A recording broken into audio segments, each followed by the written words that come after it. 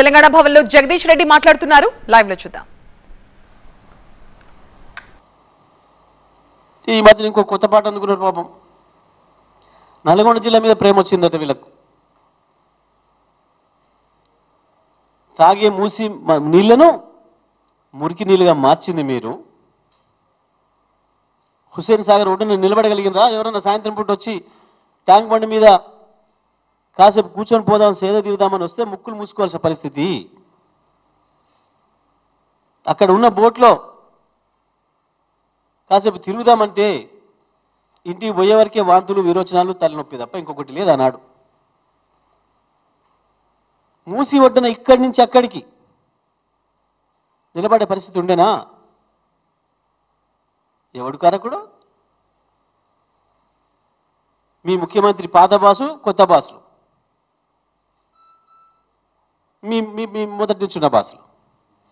కాంగ్రెస్ కాదా సకల దరిద్రాలకు కారణం?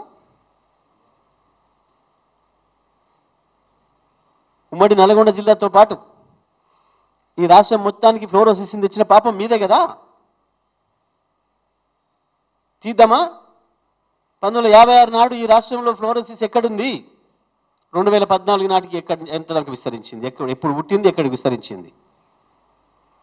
1970 ప్రాంతంలో మీరు చేసిన పాపం వల్ల మునుగోడులో మొదలైన ఫ్లోరోసిస్, బాట్లపల్లిలో మొదలైన ఫ్లోరోసిస్ నెమ్మదిగా మునుగోడును, దేవరకొండను, ఆ నుంచి ఉమ్మడి నల్గొండ జిల్లాను, మొత్తం తెలంగాణ రాష్ట్రాన్ని కబలించింది. ఎవరిది పాపం? మీది కాకపోతే?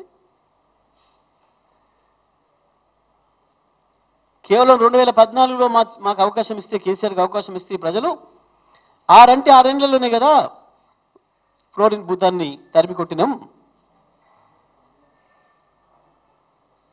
మూసి నీళ్లు ఏముండే? 2014 నాటికి ఏ కత్వ దగ్గర చూసినా ఆకాశం అంత ఎత్తు వచ్చిన నురుగు కలుషితాలతోనే.